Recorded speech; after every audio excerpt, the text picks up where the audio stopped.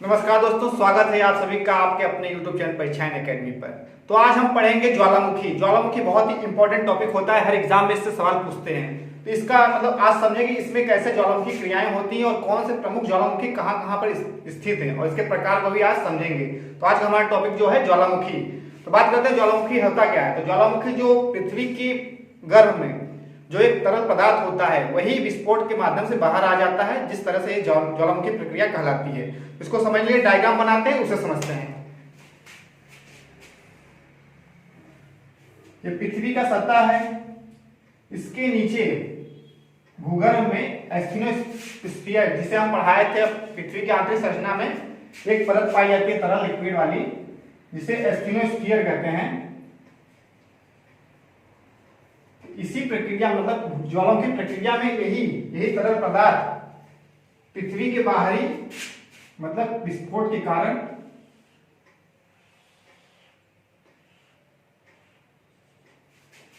कारण ही बाहर आ जाते हैं।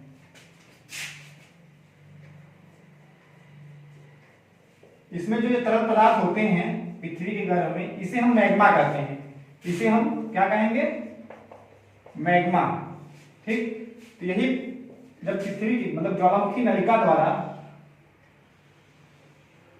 ज्वालामुखी के क्रेटर, इसे हम क्रेटर कहेंगे। यहाँ पे जो इसका गर्दन है इसे हम क्रेटर कहते हैं। क्या कहेंगे? क्रेटर। मैग्मा जब ज्वालामुखी नलिका द्वारा क्रेटर के माध्यम से बाहर गिरते हैं, बाहर आ जाते हैं, तो ये सब लावा कहलाते हैं। लावा। ठीक। जब यही तरल पदार्थ पृथ्वी के नीचे मतलब अंदर रहते हैं तो मैग्मा कहते हैं। जब यही बाहर निकल आते हैं ज्वालामुखी क्रिया के द्वारा तो इसे हम लावा कहते हैं। और जो ये अंदर रहते हैं इसे हम क्या कहेंगे? ग्रेनाइट। जो चट्टानें होती हैं इसकी, इसे हम ग्रेनाइट चट्टान कहेंगे। ग्रेनाइट चट्टान। और जो बाहर निकलती है लावा, जो इकट्ठा हो जाती है पृथ्वी के धरातल पर, ये बेसाल्ट चट्टान होती है। बेसाल्ट। ठीक। चट्टान में इनकी क्वालिटी क्या रहेगी? बेसाल्ट। और ये ग्रेनाइट चट्टान होते हैं। तो ये प्रक्रिया जो होती है ज्वालामुखी वाली, दो तीन प्रक्रिया, जैसे कि भूताप में वृद्धि होती है, प्लेट टेक्टोनिक क्रिया होती है, जिस कारण से ज्वालामुखी होती है क्रिया। तो इसमें हम समझते हैं, जैसे कि ज्वालामुखी को समझने के लिए समझते हैं इसमें निकलता क्या क्या है।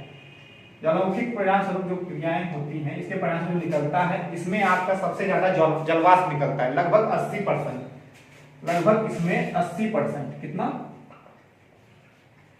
जलवाष्प निकलता है। उसके बाद इसमें कई गैसें निकलती हैं, जैसे कार्बन डाइऑक्साइड, नाइट्रोजन और सल्फर डाइऑक्साइड। ये सब गैसें इसके क्रिया से निकलती है ज्वालामुखी क्रिया में। प्रमुख मतलब ज्यादातर जलवाष्प निकलता है, 80% लगभग। तो ज्वालामुखी क्रिया को हम एक परिभाषा में इसको हम नोट करेंगे, नोट बनाते चलेंगे अपना।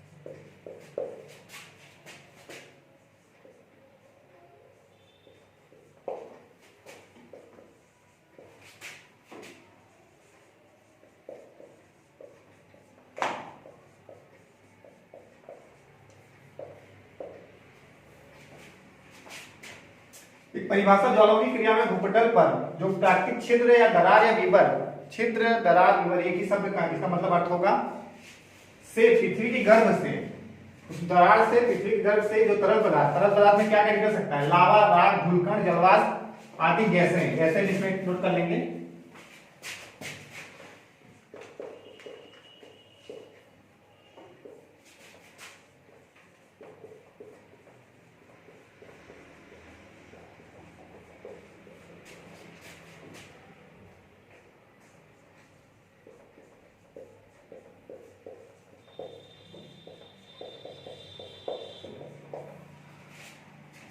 पृथ्वी की सतह पर एकत्रित हो जाती है। तो मतलब एक छोटी सी परिभाषा बना लिए हैं कि ज्वालामुखी कहते किसे हैं। तो ज्वालामुखी क्रिया में भूपटल पर प्राकृतिक छिद्र या दरार विवर से जो भी तरल पदार्थ उसके गर्भ में रहते हैं वो पृथ्वी की सतह पे आके एकत्रित हो जाते हैं। ठीक, और इसको समझने के लिए नोट पॉइंट लिखेंगे, यहाँ पे नोट पॉइंट है कि ज्वालामुखी को प्रकृति का सेफ्टी वाल्व, क्या कहेंगे, सेफ्टी वाल्व, या इसे हम कहते हैं सुरक्षा वाल्व।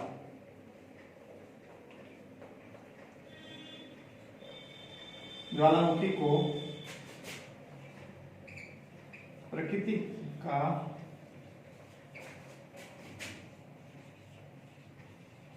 सुरक्षा वाल्व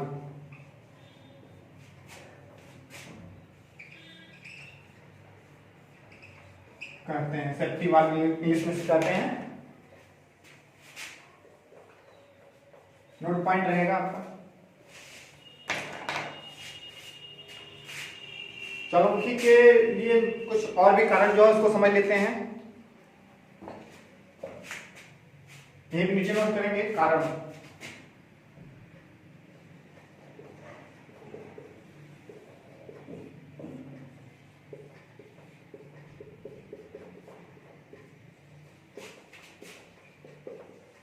ज्वालामुखी के उत्कार के कारण क्या होते हैं।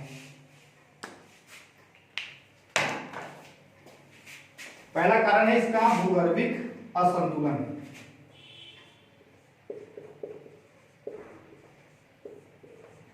असंतुलन पृथ्वी के अंदर जैसे कि उसके जो मैटर होते हैं उसमें कुछ असंतुलन मतलब डिसबैलेंस होने के कारण भी ज्वालामुखी क्रियाएं आती हैं, होती हैं। ताप में वृद्धि, ये पॉइंट समझिए, ताप में वृद्धि कैसे होती है। कुछ मतलब पृथ्वी के भूगर्भ में नीचे, पृथ्वी के धरातल के नीचे कुछ रेडियोएक्टिव पदार्थ होते हैं जैसे थोरियम, यूरेनियम, इनके विखंडन के कारण जो ताप में वृद्धि होती है उस कारण से भी ये विस्फोट होने के बाद ज्वालामुखी क्रिया होती है।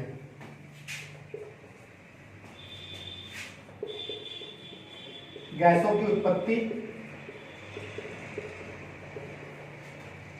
जब हम देखते हैं कि इसके मतलब गर्भ में पृथ्वी के नीचे धरातल में स्फीयर क्या होता है, नीचे टेम्परेचर बताया है, हम पढ़ाए हैं, नीचे टेम्परेचर ज्यादा होता है, बढ़ता है, तो ऊपर से कभी महासागरीय जल किसी दरार के माध्यम से जब उस वहां पहुंचते हैं तो एक मतलब वहां पे बहुत मतलब ठंडा गर्म मिलने से बहुत ज्यादा गैसें उत्पन्न होती हैं और वाष्प मतलब क्या है, धूल मतलब धुआं जैसे कुछ उत्पन्न होता है, जिस कारण से एक मतलब कि प्रेशर बनता है, दबाव, जिस कारण से ज्वालामुखी विस्फोट हो जाता है गैसों के कारण।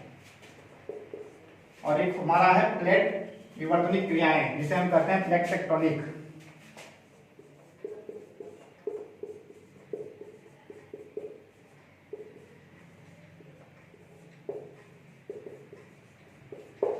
इससे समझते हैं प्लेट टेक्टोनिक की क्रियाएं, जैसे कि हम जानते हैं कि हमारे जैसे कि पृथ्वी पर कई प्लेटें पाई जाती हैं, तो इसमें जो प्लेटें विनाशात्मक प्लेटें होती हैं, जैसे हम अपसारित गति में जैसे दो प्लेटें आपस में टकराती हैं, उस कंडीशन में प्लेट विवर्तनिक क्रिया द्वारा ही ज्वालामुखी क्रिया मतलब ज्वालामुखी क्रियाएं सर्वाधिक होती हैं।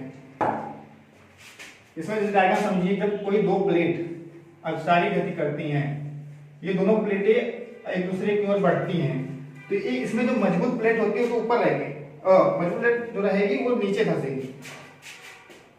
जो मजबूत मान लो ये मजबूत है तो ये क्रिया क्या करेगी, ये नीचे जाएगी, जो हल्की प्लेट रहेगी वो इसके ऊपर हो जाएगी, तो ये नीचे जाएगी। इस कारण से यहाँ पे जो बनेगा दरार, जिस माध्यम से यहाँ से जो तरल पदार्थ होते हैं, मैग्मा फैन, ये सब बाहर आ जाते हैं, तो ये क्रियाएं यहाँ पे ज्वालामुखी उद्गार हो जाता है। इस कंडीशन में प्लेट विवर्तनिक क्रिया द्वारा भी ज्वालामुखी होती है। ठीक। अब हम ज्वालामुखी क्रिया का दो रूप होते हैं उसको समझेंगे।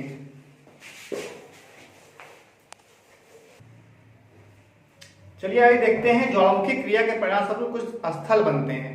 पहले इसकी दो दो क्रियाएं होती है उसको समझते हैं। हेडिंग डालेंगे ज्वालामुखी क्रिया के दो रूप।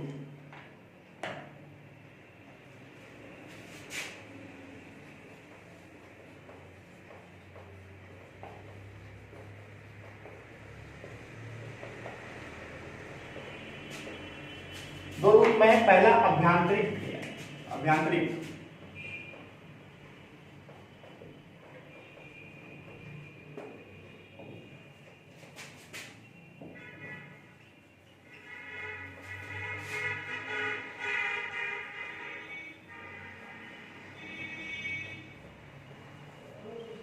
दो रूप देखो क्या है, अभ्यांतरिक क्रिया और बाह्य क्रिया। तो अभ्यांतरिक क्रिया देखते हैं इसमें पृथ्वी के अंदर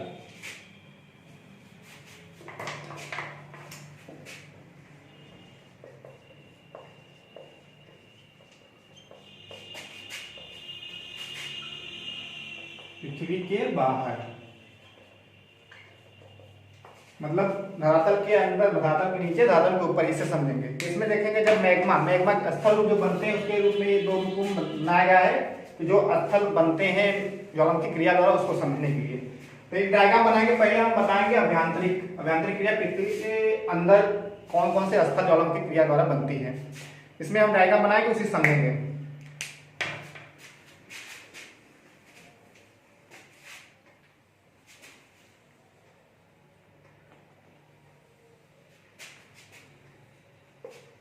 एक ज्वालामुखी पर्वत है, इसका जो बेस है, बेस नीचे है पूरा, ये धरातल है, यहाँ पे धरातल है, इसका बेस इतना नीचे है, ठीक। यहाँ पे हम बता दें एक क्रेटर है और यहाँ पे ज्वालामुखी नलिका है, ज्वालामुखी नलिका। और ये पूरी तरह की यहाँ क्या है, ये सब एसिनोस्फीयर में तरल पदार्थ भरे हुए हैं।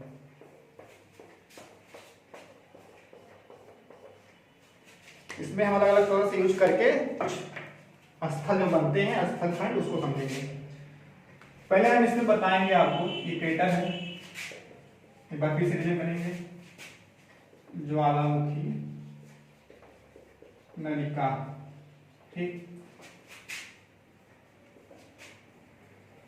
जब मैग्मा, ध्यान सुनेंगे, जब मैग्मा ज्वालामुखी जो रहता है पर्वत, उसके बेस में रहता है, यहाँ पे जो मैग्मा स्थित है पूरा तरल पदार्थ, इसे हम बैथोलिथ करते हैं। इसे क्या कहेंगे, बैथोलिथ।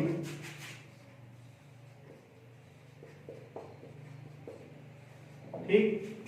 और जब मैग्मा, इसे कई नाम है स्थल खंड के, जो मैग्मा ये सब फैला है बेस में, इसे हम कहेंगे बैथोलिथ। और जब मैग्मा ऊर्ध्वाधर कंडीशन में रहते हैं पृथ्वी के अंदर, यहाँ पे आके जम जाते हैं, तो इन्हें हम कहेंगे डाइक।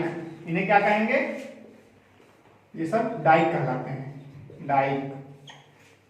और जब मैग्मा इसी जगह पे पृथ्वी के अंदर ही थोड़ा समानांतर, एक दूसरे के समानांतर, सीधी, क्षैतिज जिसे कहते हैं, सीधी रेखा में इकट्ठे रहते हैं, तो इसे कहते हैं सील।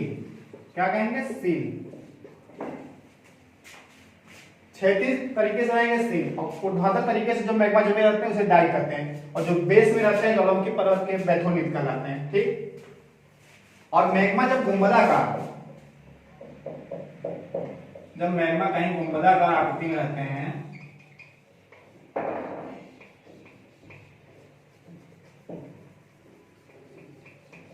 इस कंडीशन में जो मैग्मा जमे होते हैं, इसे कहते हैं लोकोलिथ। इसे क्या कहेंगे, लोकोलिथ।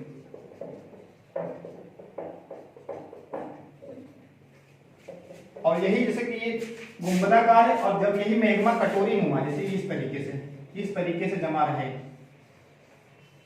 इस तरीके से जमा रहता है, इसे कहते हैं लोपोलिथ। इसे क्या कहेंगे, लोपोलिथ। ये बहुत एग्जाम में पूछा जाता है, लोपोलिथ क्या है, लोपोलिथ, बैथोलिथ, ये सब पूछता है। एक और इंपॉर्टेंट है, इसको भी देख लो। जब मैग्मा धरातल में लहरदार रूप में, ऐसे ऐसे लहरदार रूप में जमता है,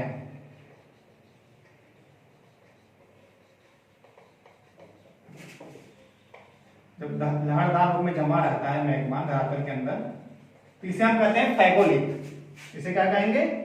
फैगोलिथ।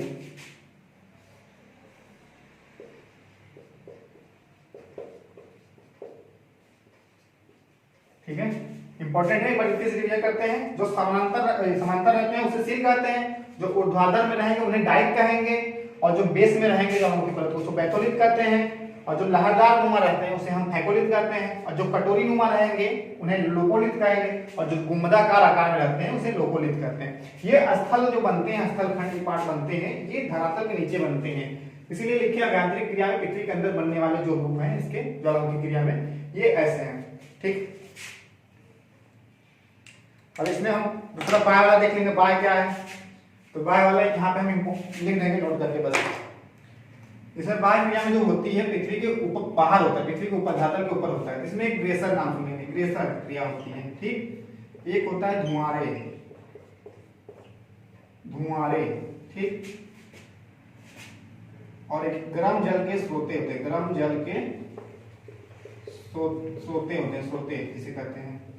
इंपोर्टेंट में नाम यही बस याद कर लेंगे, बस इतना होता है। बाय ग्रेसर होता है यूएसए का येलोस्टोन पार्क में एक ओल्ड फैक्टफुल ग्लेशियर है, इंपॉर्टेंट होता है, एग्जाम पूछता है कहाँ पे स्थित है, तो येलोस्टोन पार्क में यूएसए में ओल्ड फैक्टफुल ग्लेशियर है।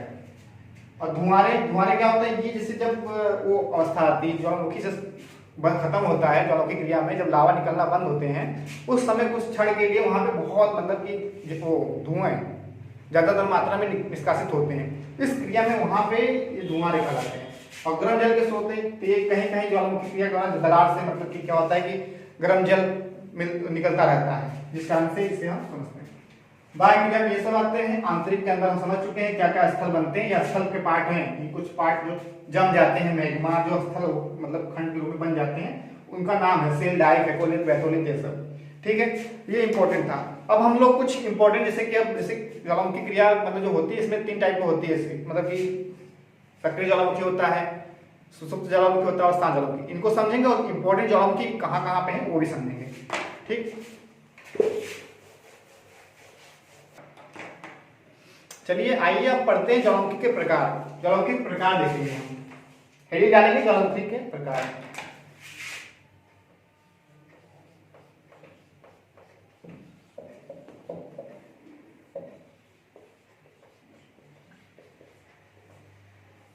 उनकी क्रियाशीलता के आधार पर हम ज्वालामुखी को 3 प्रकार में डिवाइड करते हैं।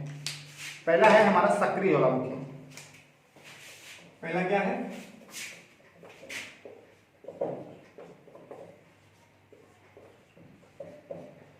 सक्रिय ज्वालामुखी, जिसे इंग्लिश में एक्टिव वोल्केनो कहते हैं, एक्टिव वोल्केनो।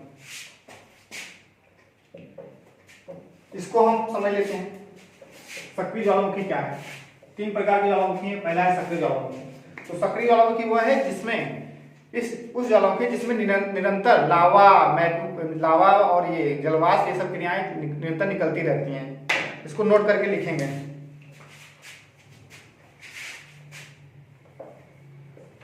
ऐसे ज्वालामुखी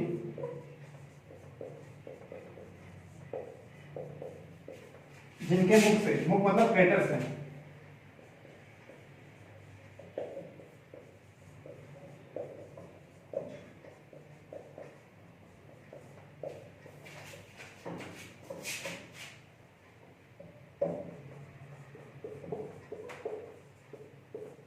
तरल पदार्थ निकलते रहते हैं।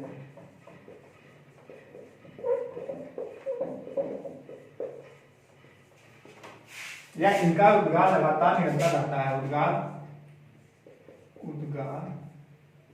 निरंतर रहता है, ये कभी बंद नहीं होता। इसे हम सक्रिय ज्वालामुखी कहते हैं। तो सक्रिय ज्वालामुखी में कुछ इंपॉर्टेंट ज्वालामुखी है, उनको हम नोट कर लेंगे यहाँ पे नीचे। पहले हम लिखेंगे किलायु, इंपॉर्टेंट ज्वालामुखी है।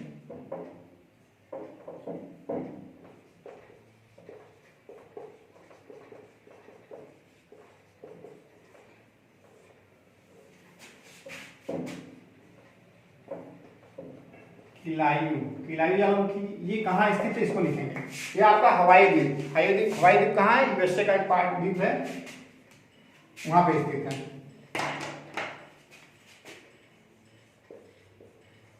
हवाई द्वीप पे।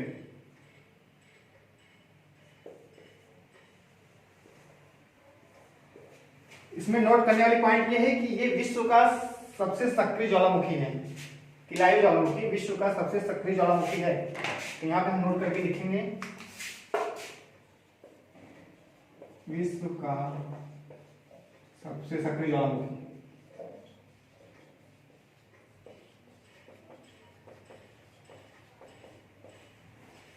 किलायु ज्वालामुखी कहाँ है? हवाई द्वीप पे सबसे सक्रिय ज्वालामुखी है। ठीक है। दूसरा है कोटापेक्सी। कोटापेक्सी, कोटापेक्सी कहाँ है? ये आपका है अर्जेंटीना। ये आपका कहाँ है? Ecuador, Ecuador sorry Ecuador, Ecuador पे। और इसका नोट पॉइंट क्या है? ये सबसे ऊंचाई पे स्थित है ज्वालामुखी। सक्रिय ज्वालामुखी सबसे ऊंचाई पे है, सबसे ऊंचाई पर स्थित है, ऊंचाई पर स्थित ज्वालामुखी है, ज्वालामुखी पर्वत, ज्वालामुखी। ओजस डल सलाडो एक और इंपॉर्टेंट है, ओजस डल सलाडो, ओजस डल सलाडो। ये आपका अर्जेंटीना है, अर्जेंटीना और चिली के बॉर्डर पे है।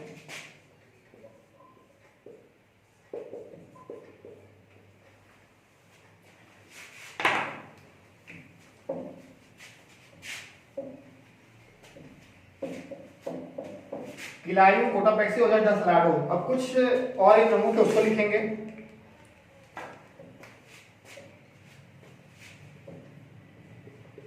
एक एटना है, ये आपका कहाँ है? इटली।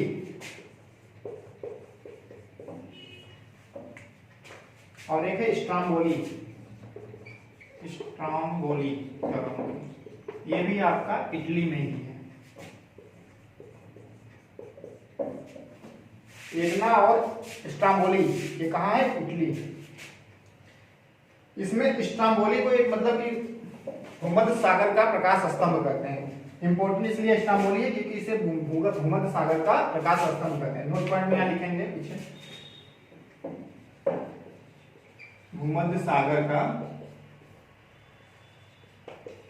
प्रकाश स्तंभ।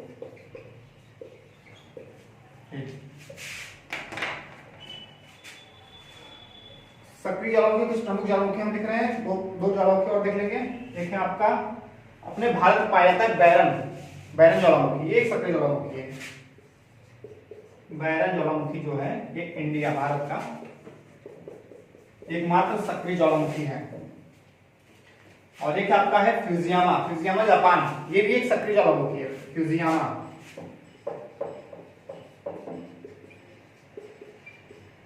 Fujiyama Japan. ठीक।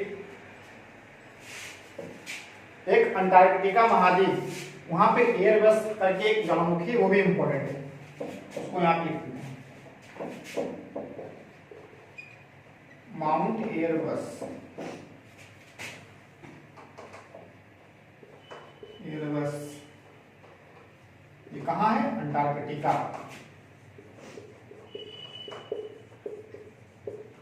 अंटार्कटिका। एक माना लोआ, हवाई द्वीप पर एक और है सक्रिय ज्वालामुखी, माना लोआ, हवाई द्वीप पे है।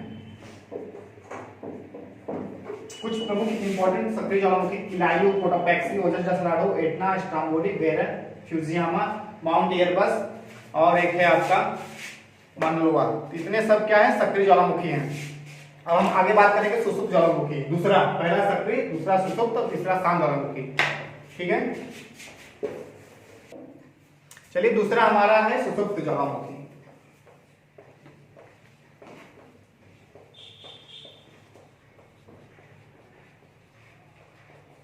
सुषुप्त ज्वालामुखी से प्रसुप्त ज्वालामुखी भी कहते हैं, डोर्मेंट वोल्केनो। इसमें क्या है, इसकी समझने की परिभाषा, इसमें कभी भी मतलब निकट कभी उसमें ज्वालामुखी मतलब क्रिया हुई नहीं है, लेकिन भविष्य में होने की संभावना रहती है इसमें। अभी ये डॉर्मेंट पीरियड में रहते हैं, फिर बाद में इसमें कभी भी एकाएक ज्वालामुखी हो सकती है। इसको हम नोट करके लिखेंगे, ज्वालामुखी ऐसे जिसे निकट अतीत में कभी ज्वालामुखी हुआ ना हो।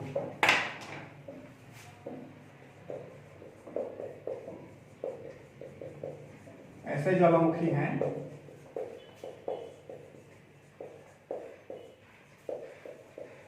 निकट अतीत में कभी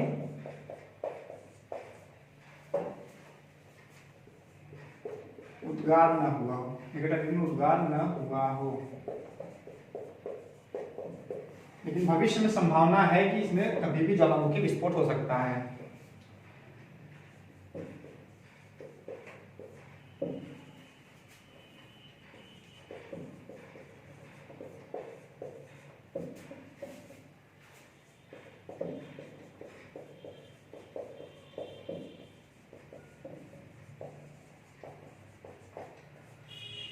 ठीक, ऐसे ज्वालामुखी जिसमें निकट अतीत में कभी उद्गार हुआ ना हो और भविष्य में होने की संभावना हो, इसे हम सुसुप्त ज्वालामुखी कहते हैं। इसमें जो प्रमुख हैं उसका नाम देख लेते हैं, दो तीन तो इंपॉर्टेंट होते हैं, उसको समझ लेंगे। तो आपका एक है विसुवियस, विसुवियस ज्वालामुखी इटली,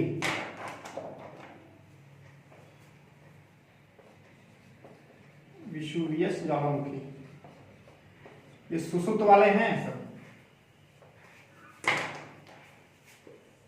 इटली में सक्रिय ज्वालामुखी दो तो बताए थे, एक एटना एक स्टाम्बोली, और ये सुसुप्त वाला है विसुवियस। क्राकाताओ, ये आपका इंडोनेशिया का सुसुप्त ज्वालामुखी है। कहाँ का? इंडोनेशिया का, इंडोनेशिया। ठीक, एक और मतलब इंपॉर्टेंट है आपका नारकोंडम, भारत का सुसुप्त ज्वालामुखी है नारकोंडम, नारकोंडम, ये अपने भारत का है।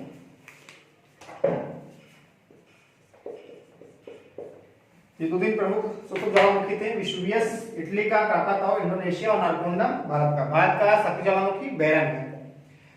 दूसरा हमारा सुसुप्त ज्वालामुखी भी हम देख चुके हैं, जिसमें निकट अतीत में कभी हुआ नहीं लेकिन भविष्य में होने की संभावना है। अब हम शांत ज्वालामुखी देखते हैं, जिसमें कभी भी मतलब ज्वालामुखी उद्गार हुआ नहीं ना होगा आगे, इसको भी समझ लेंगे। चलिए अब तीसरा जो हमारा ज्वालामुखी उसको भी देख लेते हैं, शांत ज्वालामुखी। हेडिंग डालेंगे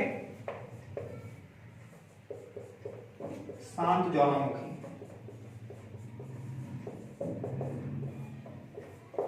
साइलेंट वॉल्केनो।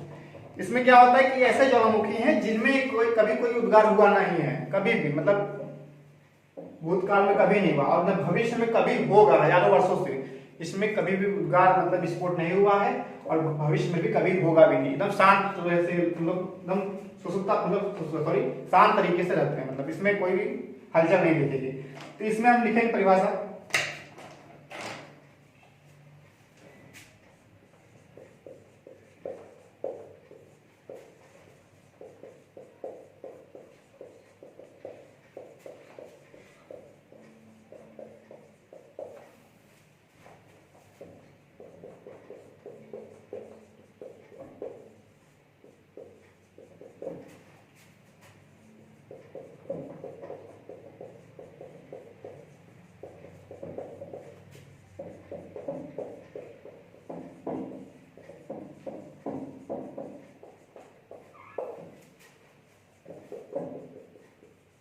ठीक है, जिसमें हजारों वर्षों से कोई उद्गार नहीं हुआ है, न आगे होने की संभावना होती है। ठीक, और इसमें प्रमुख जो शांत ज्वालामुखी हमारे विश्व में कहीं जहां जहां स्थित है उसको हम नोट करके यहाँ पे लिख लेंगे, समझ लेंगे।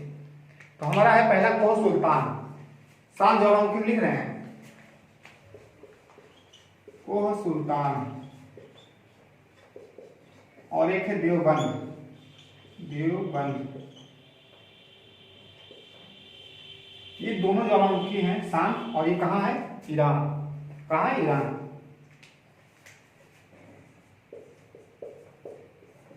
ठीक, अब एक है आपका पोपा, पोपा, ये भी शांत ज्वालामुखी है। ये आपका कहाँ है?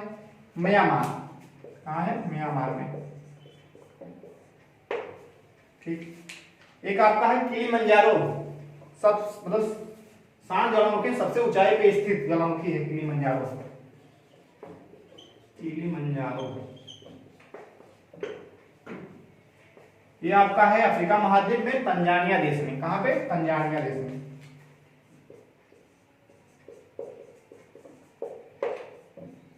तंजानिया देश में स्थित है। ठीक। एकांकागुआ एक है आपका इंपॉर्टेंट, एकांकागुआ।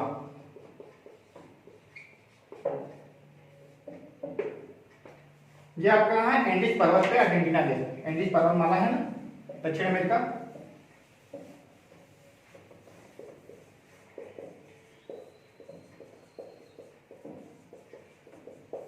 ठीक, अर्जेंटीना में एकांकागुआ। और एक आपका है चिम्बराजो। चिम्बराजो ज्वालामुखी यहां पे लिख देते हैं।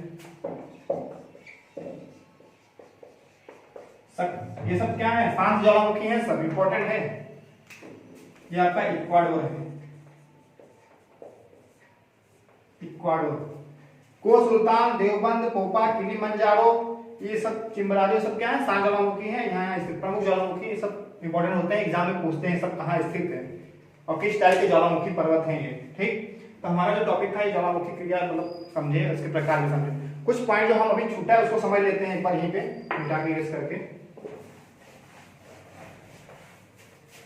हम बात करते हैं सर्वाधिक ज्वालामुखी आते कहाँ है, जो ज्वालामुखियां होती सर्वाधिक होती कहाँ है? तो ये प्रशांत महासागर की पेटी होती है।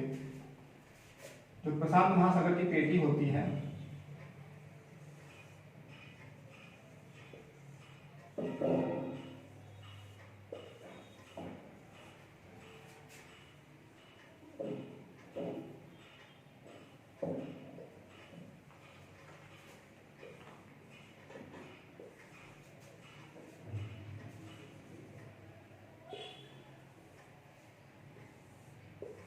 ये आपका ऑस्ट्रेलिया है,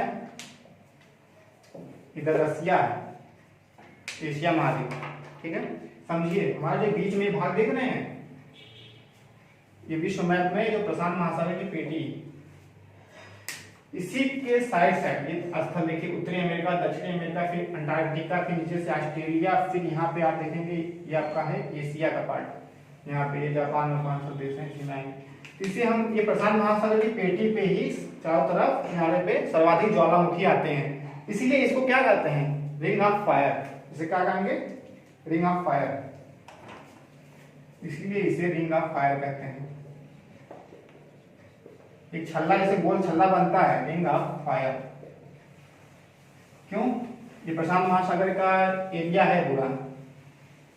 ये प्रशांत महासागर है आपका, प्रशांत महासागर, और इसी में पूरे चारों तरफ सबसे ज्यादा ज्वालामुखी क्रियाएं घटित होती है, इसलिए इसे हम रिंग ऑफ फायर कहते हैं। ठीक। और एक और प्रश्न पूछता है कि ऐसा महाद्वीप जहां पे एक भी ज्वालामुखी नहीं है, कोई भी, तो ये आपका ऑस्ट्रेलिया है। क्या है? ऑस्ट्रेलिया। ऐसा महाद्वीप या देश जहां पे कोई भी ज्वालामुखी नहीं होती क्रिया। ठीक। और एक शब्द आता है एग्जाम में पूछता है, काल्डेरा क्या है? काल्डेरा। काल्डेरा समझ लीजिए, ज्वालामुखी क्रिया जो इसमें होती है, ये जो क्रेटर होता है इसका, ये जो क्रेटर है, यदि क्रेटर ज्यादा मतलब कि क्रियाएं होने से ज्वालामुखी का मतलब लावा बाहर निकलता है, जो इस क्रिया से ये भाग धीरे धस जाता है। ये जब धस जाता है तो ये चौड़ा हो जाता है, थोड़ा सा धसने के कारण यहाँ पे चौड़ा हो जाता है, जिस कारण से इसका जो चौड़ा भाग होता है इसी को हम काल्डेरा कहते हैं। कि जो उसका क्रेटर जब बड़ा हो जाता है आकार में तो उसी को हम काल्डेरा कहते हैं। इंपॉर्टेंट होता है काल्डेरा किससे संबंधित है? ज्वालामुखी से कि भूकंप से? किससे? ऑप्शन में रहेगा आपका ज्वालामुखी के, उससे संबंधित है। तो आज का टॉपिक हमारा ज्वालामुखी पे था, सब अच्छे से हमने समझाया भी है। ठीक है, आगे हम नया टॉपिक लाएंगे, तब तक के लिए आप सभी का बहुत बहुत धन्यवाद। हमारे चैनल को लाइक कीजिए और सब्सक्राइब कीजिए।